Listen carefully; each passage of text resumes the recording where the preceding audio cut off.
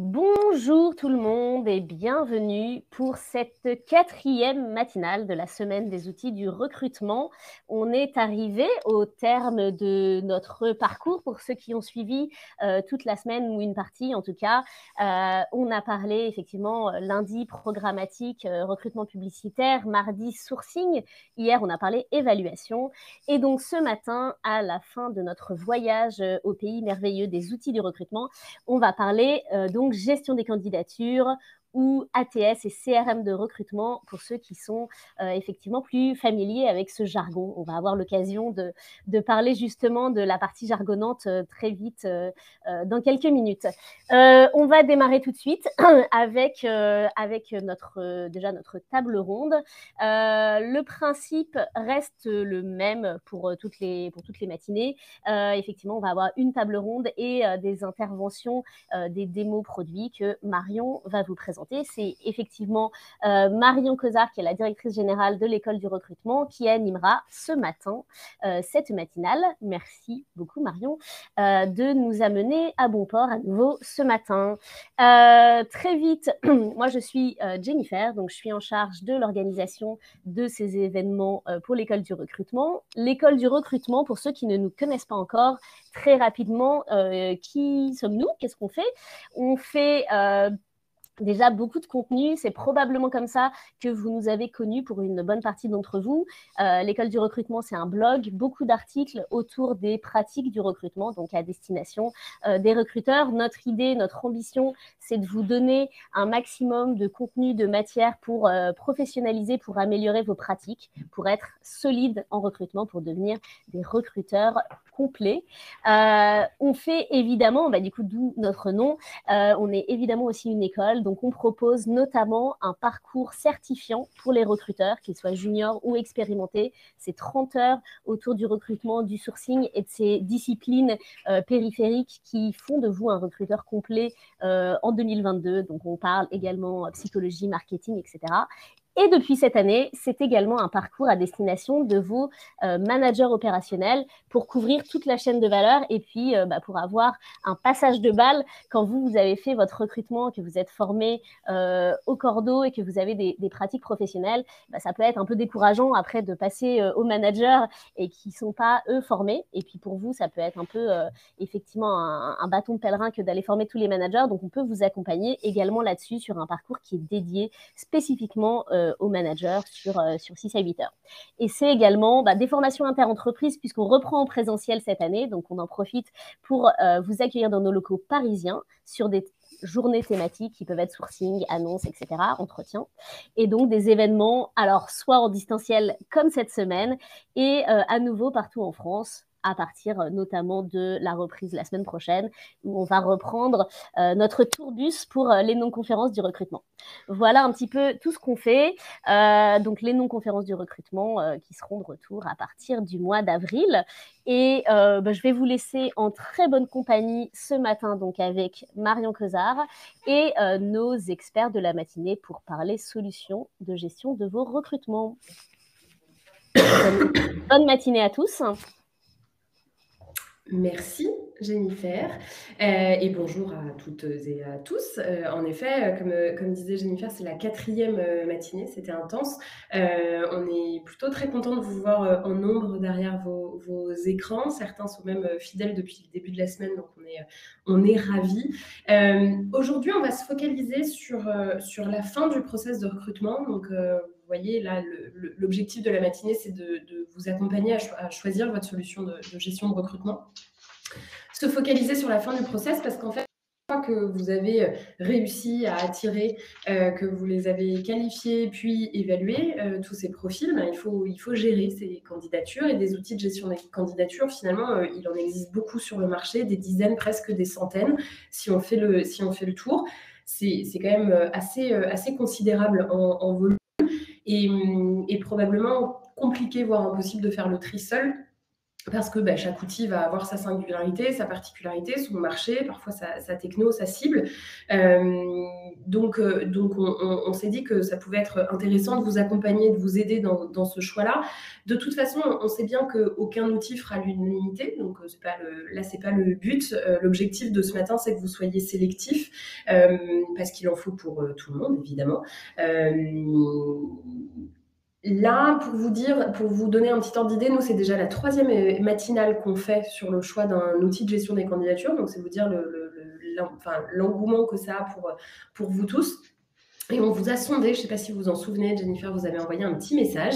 Vous êtes environ 40% aujourd'hui à ne pas être encore équipé d'un outil de gestion de candidature. Donc, je pense qu'on peut officiellement dire que Excel est le premier ATS de France. Donc, l'idée, c'était aussi de pouvoir vous proposer des outils un peu plus développés et qui vont un peu plus loin qu'Excel. Et on a décidé de vous apporter un petit coup de main là-dessus et de vous faire la lumière sur des nouveaux outils, pas ceux qu'on vous a déjà présentés les éditions précédentes. Donc aujourd'hui, on va écouter et découvrir Eolia, qui est représentée par Philippe, Intuition, qui est représentée par Alexandre, Higher Suite par Robin et Nicoca, qui est représentée par Antoine. Avant de vous dévoiler un petit peu leurs outils et ce qu'il y a sous le capot, on voulait qu'ils nous expliquent quand même comment fonctionne le marché des ATS et répondre aux questions qu'on peut se poser quand on veut changer d'outil ou s'équiper pour la première fois. Et on se dit que le mieux, évidemment, c'était que ce soit eux qui le fassent. Donc, on va se lancer sur une table ronde de 50 minutes où chacun pourra répondre aux questions. Et puis ensuite, Philippe, Alexandre, Robin et Antoine nous parleront de leurs solutions. Donc, on est parti pour cette matinée riche et instructive. J'espère que vous êtes prêts. Voilà le rappel du programme, du coup. Et je vous propose tout de suite... Ah oui, j'étais pas du tout passée sur les slides, décidément. Je vous propose qu'on passe tout de suite à la première question de la table ronde avec Alexandre. Alexandre, est-ce que tu m'entends? Est-ce que nous t'entendons? Ouais, bonjour. Super. Ce que je te propose du coup, Alexandre, c'est que tu puisses nous répondre à cette première question. Quel est le plus grand défi dans la gestion des candidatures selon toi? C'est une grosse question, surtout que, comme elle est formulée, là, c'est le grand défi de la gestion des candidatures et pas le grand défi des logiciels de gestion de candidature. En fait, la gestion des candidatures, il faut l'avoir dans son ensemble, et ça, c'est le petit défi de la gestion des candidatures, c'est de bien comprendre ce que ça implique.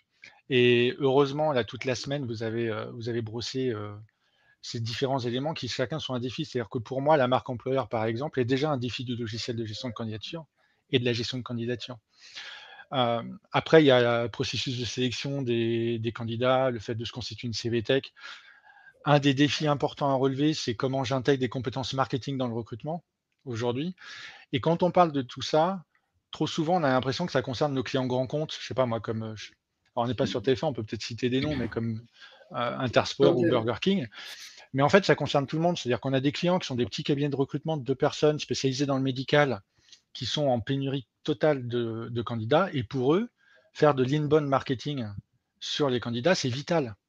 C'est non plus de se dire je fais que de l'achat, je vais les chercher, mais comment ils viennent à moi. Alors bien sûr, quand on est deux, intégrer des compétences marketing, c'est on va pas recruter une troisième personne qui fait que ça, hein. Mais c'est qu'on intègre les compétences. C'est-à-dire qu'on sait ce que c'est et on sait comment on l'utilise.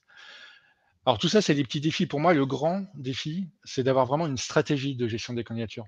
Parce que ça va permettre de donner une orientation, comme une grille de lecture en fait. Si vous vous dites, tiens, dans ma stratégie de gestion de candidature, je vais mettre en place quelque chose de simple, d'agréable et, je sais pas, on va dire d'humain, ça va donner une grille de lecture sur votre marque employeur, sur la gestion des candidats et la CV Tech. Et dans ce défi-là de la stratégie, il faut que cette stratégie soit un moyen et l'objectif, c'est de recruter. Alors je dis ça, ça peut paraître extrêmement classique et simple. Vous n'imaginez pas le nombre de personnes que je vois qui ont fait de la gestion de candidature l'objectif et non plus le moyen. Et si jamais vous tombez là-dedans, vous allez faire des erreurs qui sont importantes. Je vais vous donner un exemple. Ça sera plus parlant que des grands mots, des grandes phrases. Par exemple, on a beaucoup de personnes, quand ils viennent nous voir, qui vont informatiser, vous dites 40% des gens sont sur Excel, et tout d'un coup, ils se disent, tiens, c'est génial, on va pouvoir répondre à tout le monde. Donc, ils disent, est-ce que votre logiciel permet de faire une réponse automatique? On aimerait bien faire un mail, et peut-être que dans les participants, il y en a qui font ça. Ça va vous intéresser ce que je vais vous dire. Un mail qui dit, bon, bah voilà, merci pour votre candidature. S'il n'y a pas de nouvelles sous 15 jours, c'est que c'est non. On s'est posé la question, et on a posé la question à plusieurs milliers de candidats, de classer par ordre d'agréabilité la nature des réponses qu'ils recevaient. Donc, il y avait 4 choix, hein, c'est très simple. C'est je reçois une réponse qualifiée, donc on dit oui ou non, on dit pourquoi. Je reçois une réponse même si elle n'est pas qualifiée. Je reçois la réponse, s'il n'y a pas de nouvelles, c'est que c'est non. Et je reçois pas de réponse du tout. Alors, bien sûr, hein, vous imaginez bien, ils préfèrent avoir une réponse qualifiée, puis une réponse même si elle n'est pas qualifiée. Le troisième, c'est pas de réponse du tout. Et le pire, c'est la réponse, s'il n'y a pas de nouvelles, c'est que c'est non. Alors, comme on aime bien comprendre, on en a appelé plus d'une centaine pour savoir pourquoi. Ils nous ont tous dit, avec leurs mots différents, mais ils nous ont tous dit la même chose. C'est que s'il n'y a pas de réponse, on se dit, bon, bah, c'est humain, ils m'ont pas répondu, ça arrive. C'est pas bien, mais ça arrive. Mais si je reçois la réponse, s'il n'y a pas de nouvelles, c'est que c'est non, c'est que le manque de qualité est devenu un processus. Et ça, c'est inacceptable. C'est très frustrant pour un candidat de se dire que le manque de qualité est un process. Donc, quand on se dit, c'est génial, j'ai un logiciel de gestion de candidature, je vais pouvoir répondre à tout le monde, on ne se pose pas la bonne question. Donc, le grand défi, c'est vraiment ça, c'est de mettre en place une stratégie qui va permettre d'orienter. Et s'il me reste quelques secondes, je vais vous donner le revers de la médaille, c'est-à-dire qu'il y a des moyens avec des logiciels de recrutement de faire des réponses groupées qui sont excellentes. Par exemple, quand je recrutais pour les pages jaunes, j'ai fait 10 ans de recrutement avant d'être dans le logiciel. On recrutait des commerciaux itinérants sur toute la France. On passe une annonce Pôle emploi là-dessus, on a 600, 700 retours. On a juste posé une seule question. Avez-vous le permis de conduire? Sur 800 retours, moi j'en ai eu 180 qui n'avaient pas le permis de conduire. On le voit tout de suite parce que le logiciel de recrutement est bien fait, on arrive à les identifier. On les sélectionne tout, on leur fait une réponse. Mais la réponse, il y a quoi dedans? Il y a ce poste est itinérant. Pour ces raisons, comme vous n'avez pas le permis de conduire, on ne va pas pouvoir avancer ensemble. N'hésitez pas cependant à postuler au poste de commercial sédentaire que vous trouverez à telle adresse. Pour le recruteur, tu requalifies en fait. Ouais. En fait, le recruteur, ça lui a pris 5 secondes. Il a fait sélectionner tous les 180, envoyer modèle de mail, pas de permis. Mais le candidat, il a une réponse qualifiée et il a une nouvelle opportunité. Il est très content. Le recruteur, qu'est-ce qu'il y gagne? Il y gagne du temps pour lire des CV qui, eux, ont quelque chose à faire dans son processus de recrutement. Prenez du recul, très clair. Pensez votre stratégie, c'est le grand défi. Merci beaucoup Alexandre pour cette réponse complète. Antoine, est-ce que nous t'entendons? Oui, bonjour. Super. Antoine, est-ce que tu peux nous dire et nous partager quelles sont les plaintes, entre guillemets, les plus courantes des recruteurs quand ils viennent te voir chez Nicoca? Oui, donc globalement, il y a des raisons diverses et variées, chacun ses propres motivations. L'idée, ça reste globalement de pouvoir gagner du temps sur l'ensemble des points, gagner du temps pour pouvoir se concentrer sur des tâches à plus haute valeur ajoutée. Donc effectivement, là-dessus, je vais distinguer plus précisément 3 points qui expliquent après qu'on peut gagner du temps et comment on peut gagner du temps avec un outil. Le premier point, ça va être la répartition. Deuxième, la réaction. Et le troisième, la répétition. La répartition, ça va être la répartition de l'information. C'est-à-dire que si on n'a pas d'outil, on va avoir de l'information qui va être dispatchée à droite, à gauche. Ça peut être un CV qui est classé dans la boîte mail, ça peut être dans des fichiers, des tableaux Excel, et on n'arrive pas toujours à retrouver l'information. Donc, la question, c'est par exemple, j'ai eu un bon candidat, mais j'arrive plus à remettre la main dessus, c'était il y a 3 mois, et il aurait été parfait pour le poste. D'accord ? Donc, où est-ce que je l'ai classé? Où est-ce que je trouve l'information et comment je la retrouve rapidement? Donc ça, c'est un problème de centralisation de l'information qui est souvent évoqué par que ce soit des cabinets ou du recrutement interne. Okay. Après, le deuxième point, ça va être la réactivité. La réactivité, il y a plusieurs sens. Ça peut être pouvoir être réactif parce que derrière, je fais du recrutement interne. J'ai un manager qui, lui, a un enjeu au niveau du recrutement. J'ai besoin d'être réactif vis-à-vis de lui pour lui proposer des candidats. J'ai aussi besoin que lui soit réactif quand je lui envoie des candidats. D'accord ? Donc, comment je fais? Est-ce que je dois le harceler au téléphone? Est-ce que je dois lui envoyer tous les jours des mails pour qu'il me réponde? Comment je fais? D'accord. Après, ça peut être également la réactivité vis-à-vis du candidat. D'accord. Effectivement, on parlait de réponse tout à l'heure, de pouvoir répondre, même que ce soit de manière positive ou négative, à un candidat.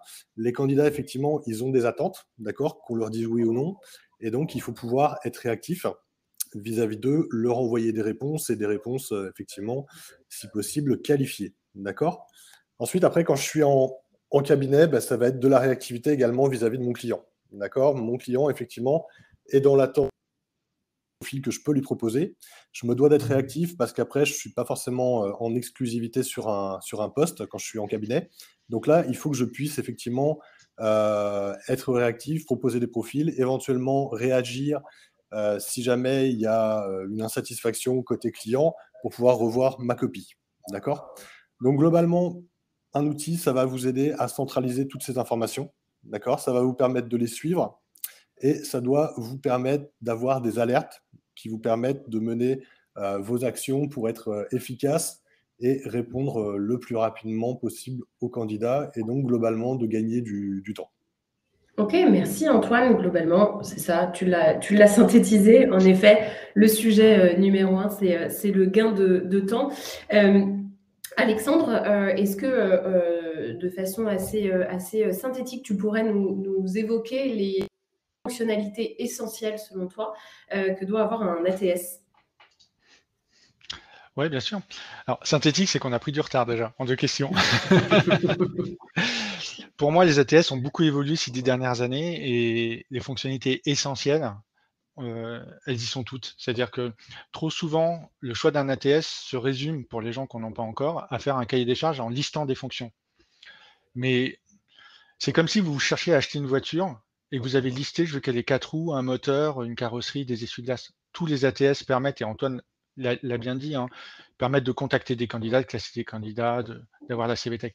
La différence pour moi, elle n'est pas là, elle est sur si vous avez fait une stratégie de votre gestion des candidatures, comme on l'a vu juste avant, vous savez exactement ce que votre ATS doit vous apporter. Parce qu'il ne faut pas le subir, l'ATS. L'ATS, vous allez le gérer. Et ça, c'est l'expérience utilisateur. C'est comment vous allez l'utiliser. Envoyer des mails avec un ATS, ils le font tous. Est-ce que vous avez besoin que quand un candidat vous réponde, la réponse soit dans l'outil? Est-ce que ça sert votre stratégie ou pas? Si vous êtes sur des postes, des recrutements très rapides sur des milliers de candidats où vous avez très peu d'échanges avec eux, vous n'avez pas besoin de cette fonction-là. Donc l'expérience utilisateur, il y a quelque chose, moi j'aime bien les exemples, mais il y a Turbo qui a testé 2 voitures électriques. Là, ils ont testé la Tesla Model 3 et une BMW M50 la BM est premium, elle coûte 20 000 € de plus, enfin elle est vraiment très très bien, elle a tout ce qu'il faut. C'est-à-dire que si vous listez des fonctions, elle en a même beaucoup plus. Ils ont fait un truc très sympa, ils ont pris 2 journalistes, ils ont dit voilà, vous partez de Paris, il faut aller à Dijon. Le gars, il monte dans sa Tesla, il dit voilà, je vais aller à Dijon. Elle lui calcule l'itinéraire, elle lui explique où il faut qu'il recharge, combien de temps il va recharger pendant qu'il regarde Netflix, et il part. Il était déjà sur l'autoroute, le journaliste dans la BMW était en train d'essayer toujours de comprendre comment marche le GPS. Et une fois qu'il avait compris, il s'est aperçu qu'il ne lui explique pas où est-ce qu'il faut qu'il recharge. Donc le débat, il n'est pas sur les fonctionnalités. D'ailleurs, on va faire une petite démo d'intuition vers 11h, 11h20. Je ne vais pas vous mettre des slides et vous expliquer ce que fait un ATS.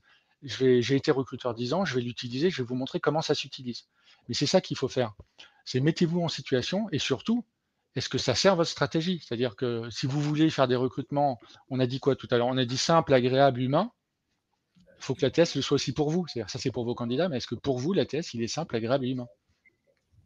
Très clair, merci beaucoup Alexandre. J'imagine que tu as des techniques pour se poser pour nous aider à nous poser ces questions. Bien sûr. Parce que évidemment, on a tous envie d'aller un peu plus loin que les fonctionnalités de base.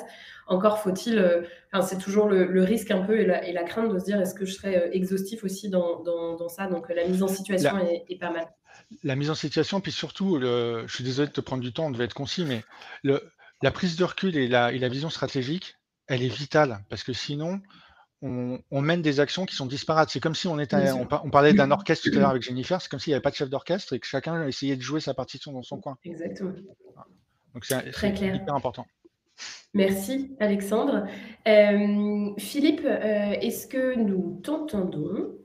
Oui, bonjour. Super, on t'entend. Merci Philippe. Est-ce que, au-delà des fonctionnalités qu'on vient d'évoquer avec Alexandre, pourquoi et en quoi l'accompagnement et le support vont être essentiels? Donc effectivement, l'accompagnement et le support sont bien des critères essentiels parce qu'on peut avoir tout simplement le plus bel outil du monde. Si on ne sait pas le paramétrer et l'utiliser, il sera en fait sous-exploité. Qu'est-ce qui va se passer? Ça va créer de la frustration chez les utilisateurs et puis sans doute une non-adhésion Et après, ça sera très difficile de revenir en arrière. Du coup, de mon point de vue, ce qu'il faut, c'est qu'un nouveau client qui renouvelle son ATS ou qui acquiert un ATS ait dans un chef de projet dédié côté ATS, qui soit un expert du recrutement, qui va pouvoir proposer différents scénarios en fonction de vos besoins, aussi bien lors de la mise en œuvre de la solution que ultérieurement, puisqu'ensuite, il y a toujours des changements d'organisation, des changements de process, et le chef de projet doit accompagner l'entreprise, j'ai envie de dire, tout au long de sa vie, pour que le produit, enfin le logiciel, colle au mieux aux besoins de l'entreprise. Alors, dans la mise en œuvre, le chef de projet aide aussi à gérer la conduite du changement. Souvent, en fait, les utilisateurs doivent quitter des habitudes de travail. Tu parlais d'Excel tout à l'heure, mais ça peut être autre chose. Et puis, pour en acquérir de nouvelles. Et là, il ne s'agit plus d'un outil, mais on parle d'humain. Et on sait qu'on n'a pas tous forcément les mêmes capacités ou les mêmes timings pour changer nos habitudes de travail. Pour certains, ça va être plus dur que d'autres. Il va falloir avoir les bons scénarios pour gérer cette conduite du changement. En parlant de scénario, on a aussi le scénario de déploiement. Est-ce qu'on est sur ce que j'appelle, moi, un scénario Big Bang, c'est-à-dire tout le monde est déployé en même temps, ou bien un scénario où on va faire un pilote, caler les process et le paramétrage de l'ATS, et puis ensuite faire un déploiement progressif. Voilà, c'est des choix qu'il faut faire et qu'il faut faire avec le chef de projet. Pour la formation aussi, plusieurs choix sont possibles en termes d'organisation et d'outils. Par exemple, nous, ce qu'on fait souvent, c'est former des formateurs relais ou des référents qui vont ensuite déployer sur un grand nombre la formation et l'usage de l'outil par rapport au process. Pour les outils aussi, plein de choix sont possibles. On peut faire des webinars, des petites vidéos sous forme de tutos.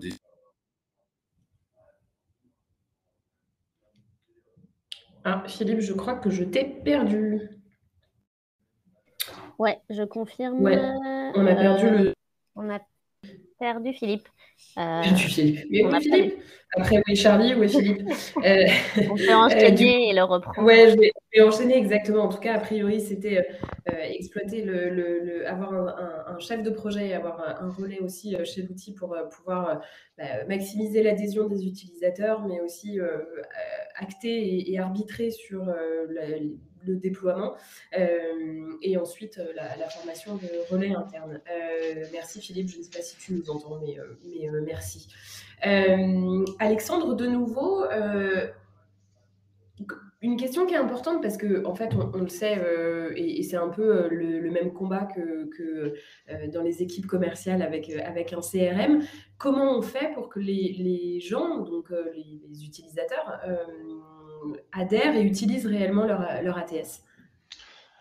C'est un point qui est clé parce que avoir le meilleur outil, s'il n'est pas utilisé, ça ne sert pas à grand-chose. Et dans mon expérience de recruteur, j'ai vu tellement de projets logiciels qui ont fini, même s'il y avait de l'accompagnement, comme le disait Philippe tout à l'heure, hein, mais qu'on finit par réutiliser Excel, c'est catastrophique. Je me mets un tout petit peu en défaut par rapport à ce qui vient d'être dit, parce que je pense que la bataille de l'intuition, et c'est pas un jeu de mots avec le nom de l'entreprise, hein, mais la bataille de l'intuition est extrêmement importante. Quand Steve Jobs avait demandé... Non, c'est quand Steve Jobs avait fait son iPhone en disant il n'y aura pas de clavier, Nokia s'était moqué de lui en disant on a fait une étude, les utilisateurs ne sont pas prêts à se passer du clavier. Donc l'utilisateur déjà c'est pas forcément ce dont il a besoin. Et surtout, il a pris un pari qui était fou, qui est de dire on va leur donner un téléphone, il n'y aura pas de notice dans la boîte. Vous n'avez pas de notice quand vous achetez votre iPhone. Et pourtant tout le monde l'utilise.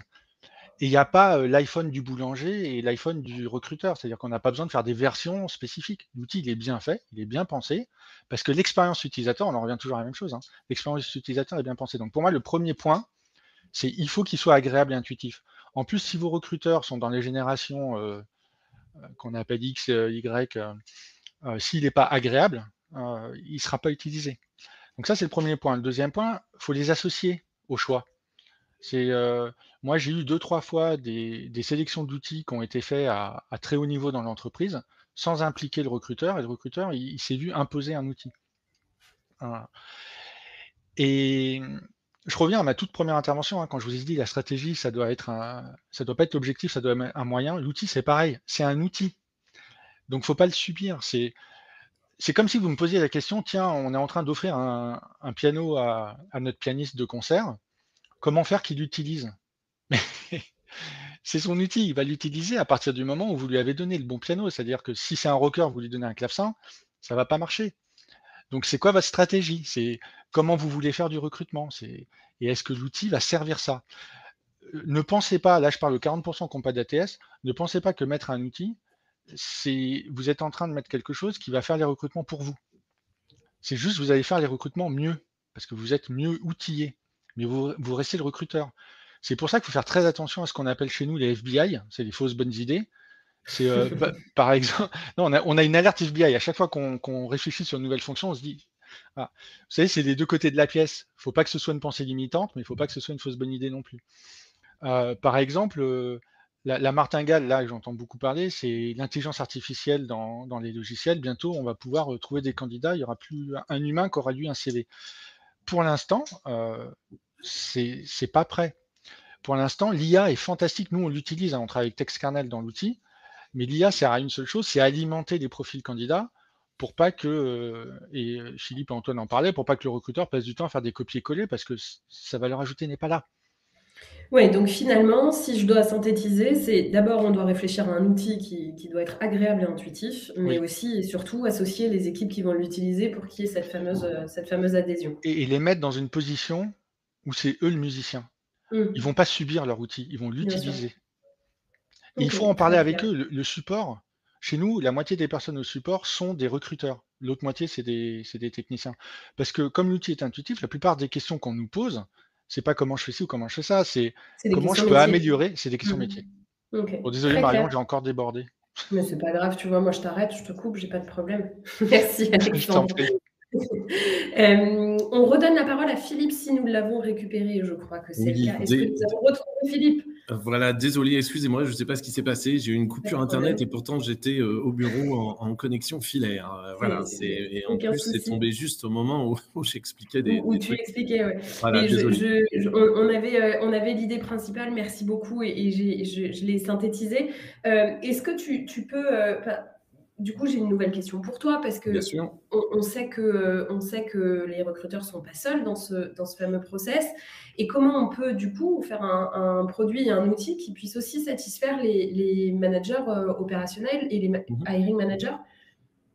Alors, effectivement, les utilisateurs d'un ATS, on pense tout de suite aux recruteurs, mais en fait, ce sont aussi les managers, hein, bien sûr. Et souvent, ils sont en grand nombre, il ne faut pas les oublier. Et ce sont aussi des recruteurs occasionnels. Voilà, ils n'ont pas le même niveau de professionnalisation que des recruteurs de métier. Donc, du coup, l'enjeu, c'est quoi? C'est de les associer au processus de recrutement pour travailler avec eux de façon collaborative et puis surtout digitale. Alors, pour les satisfaire, moi, je me suis noté 4 points importants. Premier point, il leur faut un outil avec une ergonomie extrêmement simple, qui soit facile à prendre en main, et puis dans l'idéal, avec une connexion par SSO. Alors, bon, c'est un point peut-être un peu technique, mais en fait, c'est un système d'authentification unique, c'est-à-dire qu'une fois qu'ils se connectent, ça les connecte à tous les outils auxquels ils ont besoin dans l'entreprise. Il ne faut pas oublier donc qu'ils sont nombreux et puis que ce sont donc, comme je l'ai dit, des recruteurs occasionnels. Le deuxième point, c'est qu'ils aient une application qui soit disponible sur smartphone. Les managers, ils sont effectivement souvent en déplacement et ils vont avoir besoin d'optimiser leur temps et donc de consulter des profils et leur permettre ainsi d'être réactifs vis-à-vis des recruteurs, puisque souvent on entend les recruteurs dire « voilà, j'ai passé des profils aux managers, mais ils ne m'ont pas répondu ». Oui, mais enfin, voilà, de quel moyen disposent-ils? Hein, souvent, ils reçoivent des dizaines, peut-être plus d'une centaine de mails par jour. Et si le CV est envoyé par mail, effectivement, voilà, ils vont privilégier les aspects opérationnels. Troisième point, les managers ne sont pas tous identiques. Si je prends un exemple avec une entreprise dans le retail, par exemple, on peut avoir des managers franchisés et puis des managers que j'appellerais corporate. Et du coup, ces managers n'ont pas les mêmes rôles, pas les mêmes process et du coup, pas les mêmes fonctionnalités. Les managers franchisés vont avoir forcément une plus grande autonomie, par exemple pour publier directement leur offre. Les managers corporate, ils vont sans doute devoir effectuer une demande de recrutement qui va ensuite transiter à travers un workflow de validation. Donc voilà, il faut que du coup, le portail qui est dédié aux managers, le portail web dédié aux managers, permettent d'avoir une variation sur les process. Enfin, le dernier point, un recrutement concerne plusieurs managers. Souvent, on a dans les entreprises des organisations matricielles et il faut que les managers puissent échanger entre eux sur un même profil ou en tout cas sur les profils qui leur sont soumis par les recruteurs. Du coup, si vous facilitez la vie des managers avec un outil adapté, ils seront plus réactifs et ça sera aussi une façon de valoriser en interne l'image et l'expertise des équipes RH. Top, merci beaucoup Philippe. Donc en gros, les 4 points, c'est une bonne ergonomie, une accessibilité à travers une appli ou en tout cas une accessibilité adaptée à l'utilisation des managers, une souplesse dans les process et de l'aisance dans le partage et l'aspect collaboratif quand on doit s'échanger des profils. Très clair, merci beaucoup Philippe. J'appelle maintenant... pas du tout à la barre, je ne sais pas pourquoi sur scène, Robin. Robin, est-ce que nous t'entendons ? À la barre. À la barre, Robin. Quels sont les KPI qui vont être importants à suivre ? Alors moi j'adore les chiffres, donc je crois qu'on en avait parlé, c'est Nicolas qui disait qu'il m'avait gardé cette question spécifiquement pour moi. Pour ceux qui me suivent sur LinkedIn, je parle beaucoup de chiffres dans le recrutement.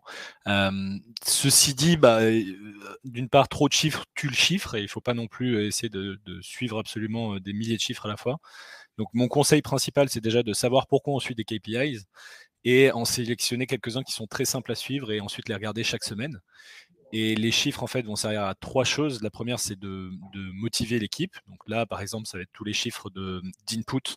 Donc si on fait beaucoup de prospection, par exemple, c'est regarder le nombre de messages qui sont envoyés, le nombre de réponses qui sont obtenues, le nombre d'appels effectués. Donc ça, ce sont des KPI qui sont intéressants à suivre. Ensuite, les chiffres permettent de détecter des problèmes et d'améliorer les process de recrutement. Souvent, dans le process de recrutement, on dit on galère à recruter et puis on doit recruter 5 personnes pour hier, mais on ne sait pas exactement pourquoi. Et donc, on donne des informations. On dit personne ne veut rejoindre la boîte ou les gens ne postulent plus ou c'est la grande démission. Le fait d'avoir des chiffres précis, notamment ce qu'on appelle les taux de conversion à chaque étape, ça permet de savoir exactement ce qui se passe. Donc, mesurer le taux de conversion. Est-ce que c'est les candidats qui postulent qui ne sont pas acceptés en entretien ? Est-ce que c'est les candidats qui sont acceptés en entretien qui ne vont pas jusqu'au fond à la fin du process ? Est-ce que c'est les candidats qui vont à la fin du process à qui on fait des offres qui ne les acceptent pas ? Donc ça, c'est plutôt les taux de conversion. Et puis ensuite, la troisième chose que permettent de faire les chiffres, c'est prendre des décisions. Notamment de la planification. Donc là, ça va plutôt être des chiffres autour du délai de recrutement, donc de savoir combien de temps on met pour recruter un type de profil, avoir une idée aussi du manque à gagner. Si on prend 6 mois de retard sur tel recrutement, quel est notre manque à gagner sur ce profil ? Donc ça, c'est intéressant de l'avoir. Le coût de recrutement aussi, notamment avoir un coût de recrutement complet en ajoutant l'équipe pour savoir concrètement combien nous coûte chaque recrutement et pouvoir prendre des décisions d'outils. Des outils à choisir. Et donc voilà, ça dépend beaucoup des sources et en particulier de notre méthode de recrutement. Est-ce qu'on repose beaucoup sur des candidatures entrantes ? Est-ce qu'on repose beaucoup sur de la chasse ? Est-ce qu'on repose beaucoup sur de la cooptation ?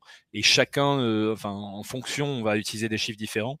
Et on a fait une petite spreadsheet là-dessus que Mathieu va partager dans le chat normalement, qui permet de mesurer facilement des chiffres et qu'on partage, notamment sur tout ce qui est taux de conversion et délai de conversion. C'est intéressant. Trop chouette, super, merci Robin. Donc effectivement, il y a au-delà des chiffres bruts, il y a aussi à quoi ils servent. Et du coup, toi, ton idée, c'est plutôt de croiser l'objectif de suivre ces chiffres avec ces chiffres-là. Complètement. Ok, c'est très clair, merci beaucoup. Antoine, on en a rapidement parlé tout à l'heure de la différence de la taille de l'entreprise pour s'équiper. Qu'on soit une petite ou une grande entreprise, quel va être l'impact quand on choisit son ATS ? Alors oui, merci pour la question. Donc il y a effectivement 2 parties dans la question. L'impact sur la taille, ça va dépendre vraiment de l'acteur. Est-ce que c'est déjà un site qui va être sur plusieurs villes en France ? Est-ce qu'il va y avoir un seul décideur, plusieurs décideurs dans le recrutement ? Tout ça, évidemment, va avoir un impact. Et quand on est cabinet, c'est la même chose. Est-ce qu'on est un cabinet, on travaille en indépendant ? Est-ce que c'est un cabinet qui va travailler avec plusieurs agences réparties sur toute la France, voire Europe. Donc, effectivement, la structure même de l'entreprise peut avoir déjà un impact.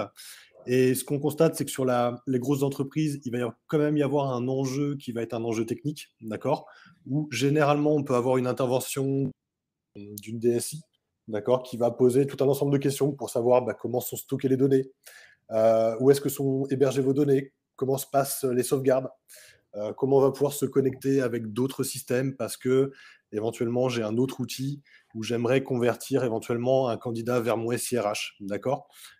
Toutes ces questions-là sont des questions techniques, mais après, ces questions techniques, elles peuvent aussi intervenir quand on est plus petit. Éventuellement, on rencontre quelquefois des gens qui sont des indépendants, qui ont fait faire un site WordPress et leur boîte mail par un prestataire externe. Et au moment de connecter une boîte mail avec un outil, ils ne sont pas forcément autonomes.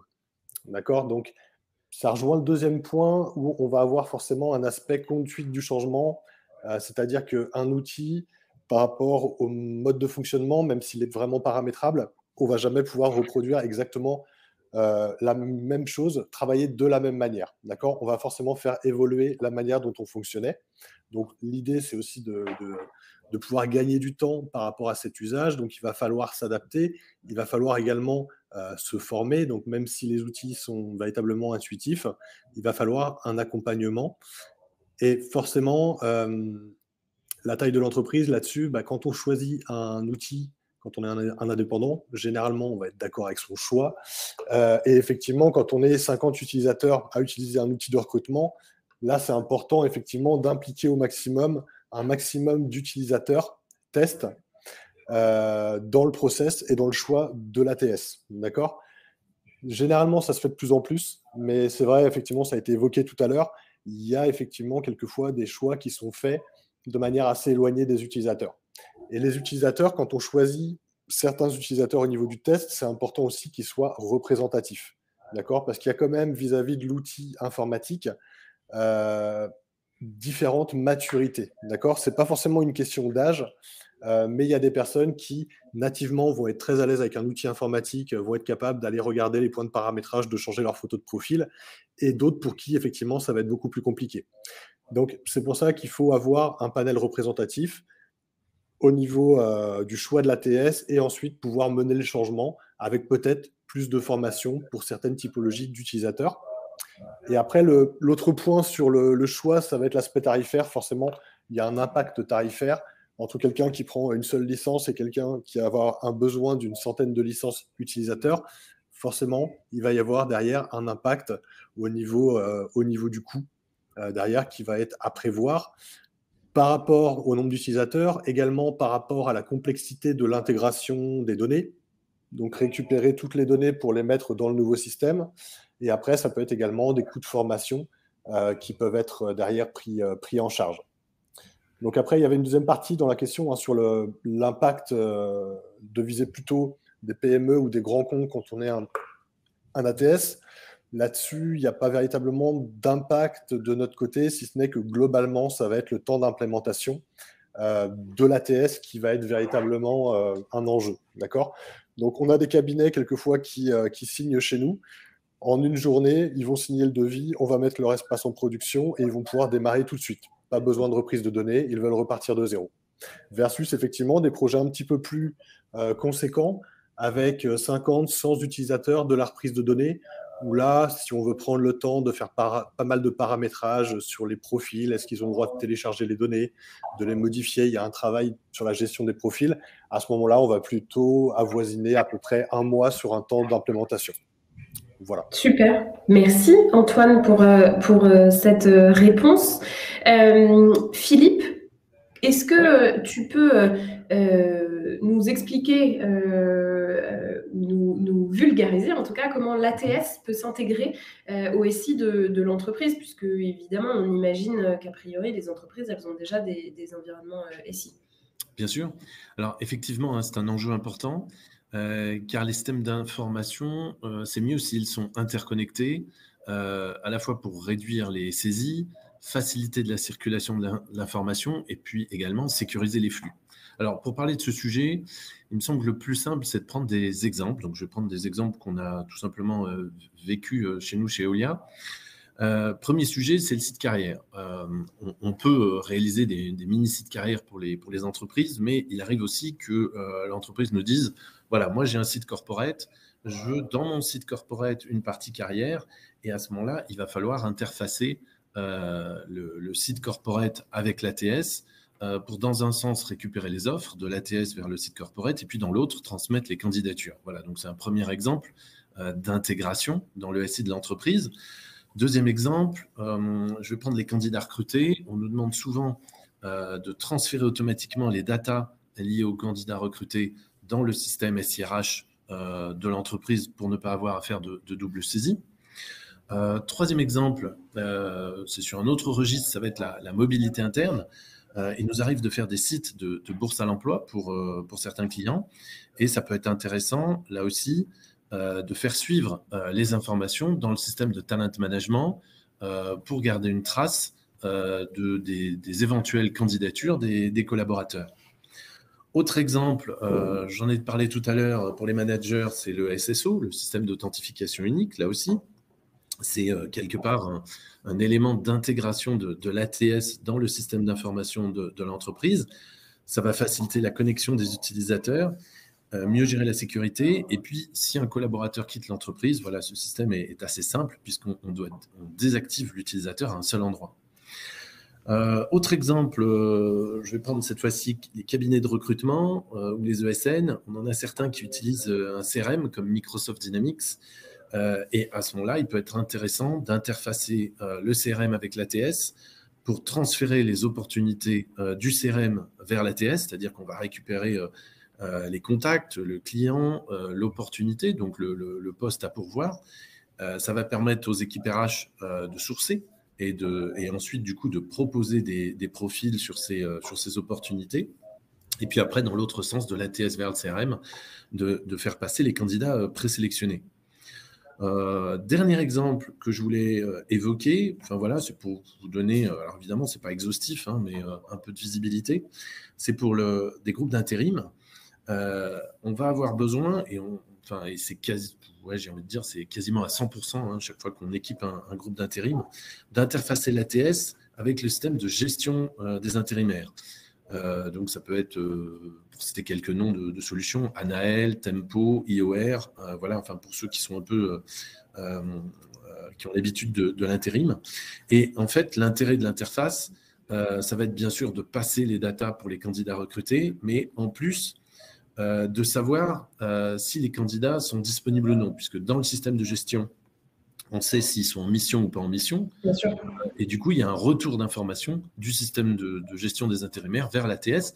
Et quand ensuite, en agence, les recruteurs effectuent des recherches, nous, on va masquer les candidats qui ne sont pas disponibles pour leur mettre à disposition ceux qui sont disponibles. Très clair. Voilà. Globalement, tous les ATS peuvent et savent s'intégrer à ces systèmes, j'imagine. Alors voilà, c'est je ne peux pas parler pour tous, mais en tout cas, c'est un enjeu important qu'il faut examiner. Et du coup, ça veut dire que dans le projet, même si on pense que ça va compliquer le projet, c'est quand même bien d'intégrer la DSI dans le projet de mise en œuvre d'une solution ATS. Oui, alors, évidemment, ça dépend de la taille de l'entreprise et de la taille du projet. Mais voilà, un peu comme Antoine l'a évoqué juste avant, c'est quand même mieux d'intégrer la DSI. Merci Philippe. Je n'ai pas le temps de synthétiser puisque vous êtes très complet dans vos réponses et je ne veux pas prendre de retard sur la suite. Antoine, est-ce que tu peux nous expliquer, c'est le cas de la solution que tu représentes aujourd'hui, Nicoca, évidemment, donc la question est faite pour toi. C'est quoi l'intérêt d'avoir des acteurs et du coup des solutions qui sont hyper spécialisées, dans ton cas, auprès des cabinets de recrutement et des ESN ? Je vais quand même parler de manière assez générique, pas forcément que de Nicoca sur cette question.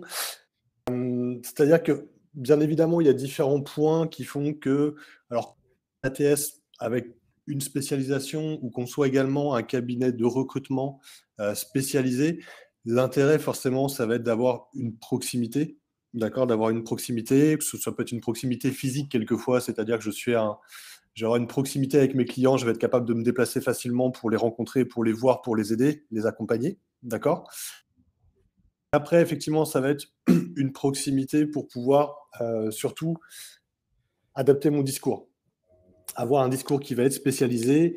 On a certains cabinets, effectivement, qui vont être spécialisés dans l'IT. Nous, c'est pareil, chez Niconoca, au niveau des équipes, on a tous fait du recrutement à un moment donné dans nos carrières. Donc, forcément, cet aspect-là, au niveau du discours, on va avoir une approche un petit peu conseil. D'accord ? Donc, ça, c'est un des avantages. L'autre avantage, après, ça va être la réactivité. D'accord ? Donc, quand on est spécialisé, effectivement, qu'on va vers des fonctionnalités qui vont être vraiment spécifiques par rapport à un métier, on va pouvoir être beaucoup plus réactif et accompagner véritablement les clients sur des choix qui vont s'offrir à eux en termes de paramétrage. D'accord ? Si jamais il y a une nouvelle demande de fonctionnalité, elle va être étudiée. Si jamais elle correspond effectivement à la demande et qu'elle peut être intéressante pour l'ensemble des clients, on ne va pas hésiter effectivement à la mettre en place pour que ça bénéficie à l'ensemble des clients. D'accord ? Donc, ça rejoint le troisième point qui est plus le côté innovation. Effectivement, on va avoir beaucoup plus de souplesse en termes d'innovation. Les innovations, elles peuvent être côté fonctionnalité, d'accord ? Mais effectivement, les petites entreprises vont pouvoir facilement rajouter des fonctionnalités. Quand on a une certaine taille de structure, bah forcément, on a un process qui est un petit peu plus long et qui font que les nouvelles fonctionnalités vont passer par tout un ensemble d'étapes avant de pouvoir se retrouver au niveau de l'ATS. D'accord ? Après, je pense qu'on est tous des acteurs en mode SaaS. D'accord ? Donc, ça veut dire qu'il y a toujours des nouvelles fonctionnalités ou des corrections qui arrivent finalement tous les jours au niveau de la plateforme sans que les utilisateurs s'en rendent compte. D'accord ? Donc, ça veut dire que techniquement aussi, l'innovation, elle va être aussi côté technique, d'accord, par rapport à des nouvelles technos. Donc là, ce n'est pas forcément quelque chose qui va parler côté utilisateur, mais côté technique, effectivement, il y a des normes et il y a des langages de développement qui permettent effectivement d'aller beaucoup plus loin et d'être beaucoup plus réactif, par exemple, sur des moteurs de recherche ou ce genre de sujet. D'accord ? Donc ça, c'est les premiers points. Après, ce à quoi il faut faire attention au niveau des solutions, c'est qu'il y a quand même un petit peu l'envers du décor, c'est qu'effectivement, il y a beaucoup de spécialisation. Donc ça veut dire quelque part, il y a aussi une démultiplication des acteurs. Je ne sais plus combien on avait évoqué, mais il y a peut-être 80, 90 ATS qui existent. On a l'embarras du choix, donc le choix, ça va être difficile. Il faut faire attention de ne pas tomber non plus dans l'écueil de dire un petit peu le reproche de certains recruteurs qui est de dire il faut arrêter de chercher le mouton à 5 pattes. C'est un petit peu la même chose au niveau de l'ATS. D'accord ? L'ATS, effectivement, il ne va pas faire le travail à votre place. D'accord ? Il est là pour vous accompagner dans votre métier pour être performant. D'accord ? Donc, il n'y a pas d'outil parfait. Chaque outil, effectivement, a son histoire. Et ce qui fait qu'avec cette histoire-là, nous, par exemple, on est plutôt orienté sur les cabinets de recrutement. Donc, ça veut dire avoir des fonctionnalités qui vont être dédiées pour les parties cabinets de recrutement. On a chacun notre histoire. D'autres, effectivement, vont être très forts sur le fait de recruter, par exemple, des intérimaires. D'autres pour du recrutement en interne. Donc, chacun a sa spécificité. Après, si vous voulez vraiment quelque chose de sur mesure, le bouton qui soit exactement à droite où vous le voulez, de telle couleur, en jaune ou autre, à ce moment-là, c'est vrai qu'il vaut mieux quelquefois rester sur Excel, parce que sur Excel, on va pouvoir customiser exactement comme on veut son tableau, avec les bons boutons, la bonne terminologie, où on veut. Et pourquoi pas même, après, certains parlent même d'avoir des outils no-code pour faire du recrutement. Mais là, c'était quand même une innovation côté technologique pour pouvoir analyser, par exemple, des CV et en extraire des données pour pouvoir ensuite compléter les fiches des candidats. D'accord ? Donc, on parlait de l'exemple, juste pour finir, des voitures. Ouais, il faut laisser la parole à tout le monde, pardon Antoine. Ouais. Mais effectivement, non, c'était juste pour conclure, effectivement, par rapport à l'exemple côté voiture, ça ne sert à rien, effectivement, de prendre une Formule 1 si c'est pour conduire, effectivement, à la campagne. Voilà. Tout à fait. Merci. Désolé d'avoir été un peu long. Pas de problème. Merci beaucoup, Antoine. Robin, c'est quoi un CRM de recrutement ? On en entend un petit peu parler. Est-ce que c'est une alternative ou un complément aux ATS ? Et d'ailleurs, peut-être qu'on peut repréciser ce que c'est qu'un CRM, un ATS pour que tout le monde comprenne bien et la question et la réponse. C'est une bonne question et ça fait 6 ans qu'on a créé HireSuite et je me pose toujours la question de ce que c'est exactement un CRM. J'ai fait juste un post là-dessus récemment. nous, quand on a créé, donc on a un produit qui s'appelle HireSuite CRM, et nous, notre thèse principale, c'est que le CRM, c'est un complément à l'ATS. Et en fait, quand on a créé HireSuite CRM, on a eu ce besoin de créer un logiciel qui aide, non pas sur la partie gestion des candidatures, parce qu'on parle beaucoup de la gestion des candidatures depuis le début, donc les gens qui viennent vers nous, mais de plus en plus, l'enjeu dans le recrutement, c'est plutôt d'aller chercher des gens qui ne vont pas postuler. Et donc les ATS sont très peu équipés là-dessus, et c'est plutôt des fonctionnalités qui viennent du monde du CRM au sens CRM comme on a en vente, donc Customer Relationship Management, mais qu'on appelle du coup Recruiting CRM, plutôt pour Candidate Relationship Management. Donc en fait, le CRM dans le recrutement, c'est un outil qui permet de gérer des bases de candidats, d'avoir une approche qui est proactive, de gérer aussi des bases de prospects, donc pas forcément des gens qui ont postulé, mais des gens qu'on va aller chercher directement. Et dans une certaine mesure, c'est un peu un pré-ATS, c'est-à-dire qu'on utilise le CRM pour créer des candidats qui sont ensuite gérés dans l'ATS. Et ATS, on le rappelle, c'est Applicant Tracking System, donc il y a vraiment une logique de personne qui vient postuler. Et l'ATS, c'est une alternative à la traditionnelle pile de CV. Donc l'ATS, il est très centré sur le job. Généralement, on va avoir une découpe en job, en offre d'emploi, là où le CRM est beaucoup plus centré sur la personne, sur le candidat.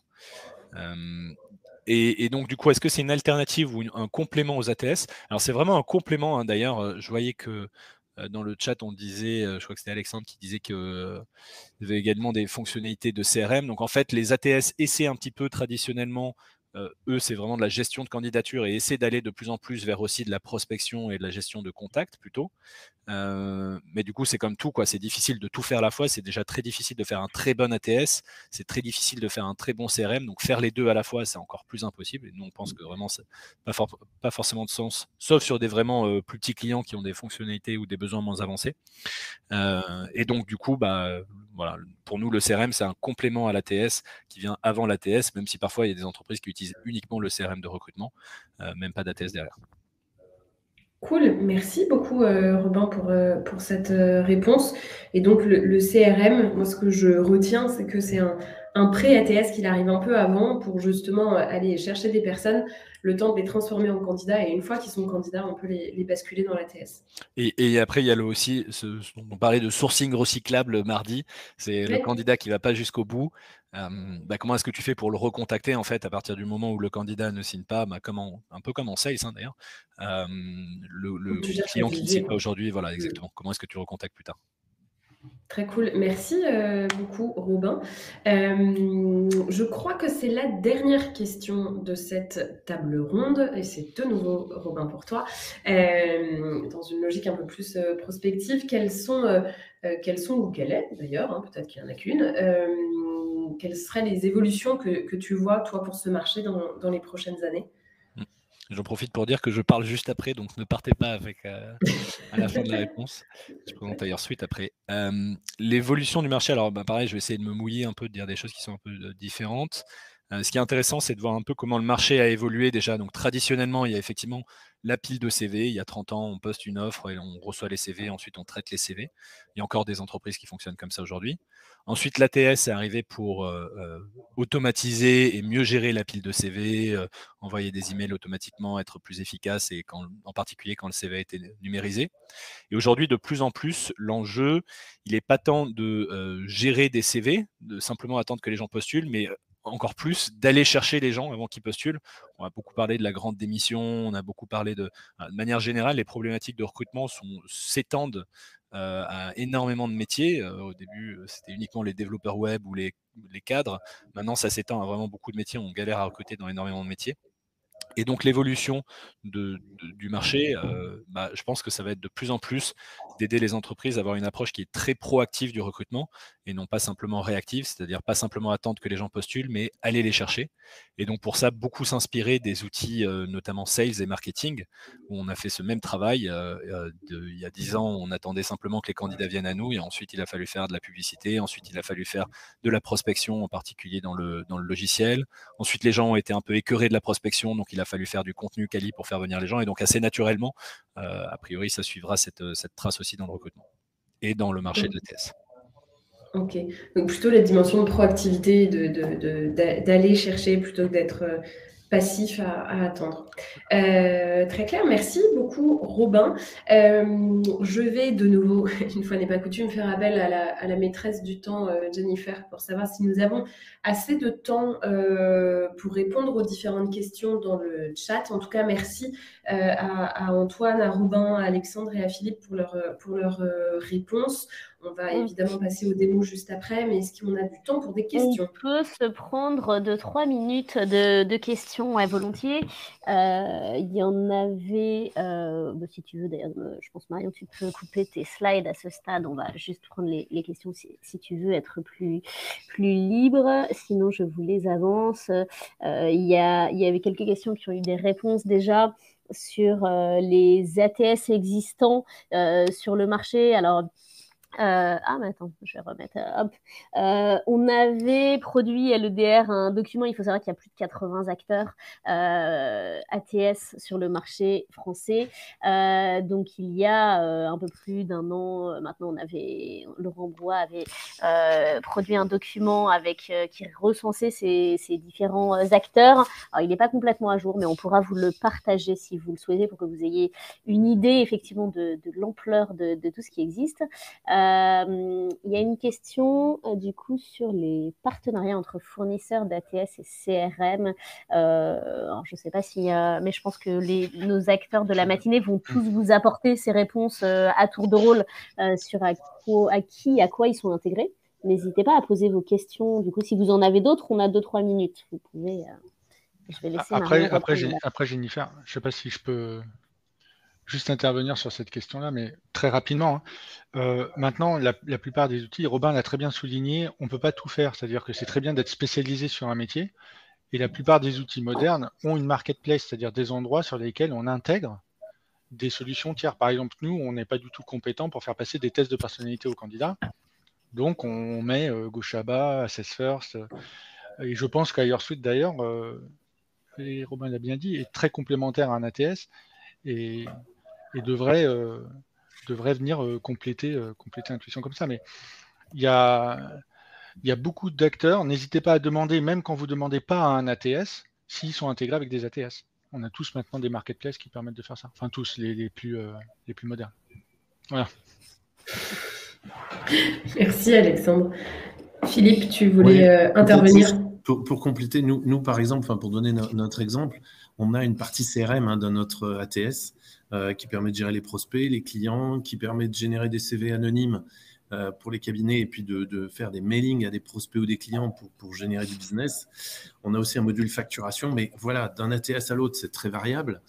Du coup, ça dépend vraiment des besoins du client en matière de CRM, puisqu'on a aussi des clients qui ont, comme je le disais tout à l'heure, un CRM type Microsoft Dynamics, et du coup avec une interface avec l'ATS. Donc là, c'est assez variable en fonction des besoins de la partie CRM.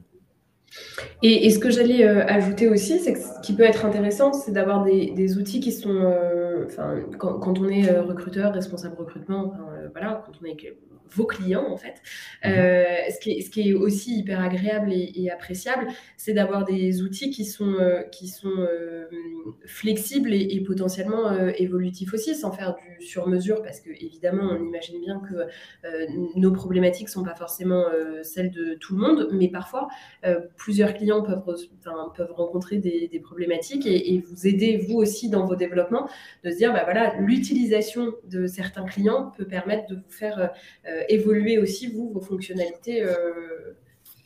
Complètement. Hein. Nous, ce qu'on fait, c'est qu'on a un noyau standard. Autour, effectivement, on a des possibilités d'interface avec d'autres outils, que ce soit des outils RH, comme disait Alexandre, sur des tests de personnalité ou autres, ou des outils de CRM. Et ce qu'on essaye de faire, c'est à chaque fois de le faire de la manière la plus standard possible pour pouvoir être réutilisé et que finalement, à la fois le temps pour nous, pour le mettre en œuvre, et le coût pour le client soit le plus minime possible, puisque voilà, notre enjeu, c'est bien de standardiser, d'industrialiser, de façon à réutiliser ce qui a été déjà fait pour d'autres clients dans d'autres configurations. Très clair. Merci beaucoup à tous, en tout cas à tous les 4 pour vos réponses. Comme le disait Robin, ne partez pas, restez là puisque on va voir et écouter maintenant la démo de Dire Sweet par Robin et ça promet. Et puis ensuite on aura toutes les autres évidemment. On se laisse une petite pause de 5 minutes le temps que tout le monde puisse aller se refaire couler un café. Vous ou un thé ou ce que vous voulez d'ailleurs, n'hésitez pas à ne pas bouger en fait, restez ici. Vous aurez juste un petit bouton. Maintenant il y en a quelques-uns qui sont habitués depuis le début de la semaine, mais pour ceux qui nous rejoignent pour la première fois aujourd'hui, restez ici. Vous aurez juste un petit bouton join sur lequel cliquer pour écouter la présentation de Robin qui commence à 10h05. Donc on se retrouve dans 5 minutes tout pile. Tout à fait. J'en profite pour faire un petit message que j'ai oublié de passer en intro. Nous faisons gagner tous les matins de cette semaine des outils une place pour notre événement, la non-conférence du recrutement de Paris, qui aura lieu le 8 septembre. Alors, c'est pas tout de suite, mais ça fait 3 ans que cet événement n'a pas eu lieu, donc ce sera des retrouvailles assez attendues. Voilà, pour regagner sa place, il faut rester jusqu'au bout de la matinée et puis on fera le petit tirage au sort.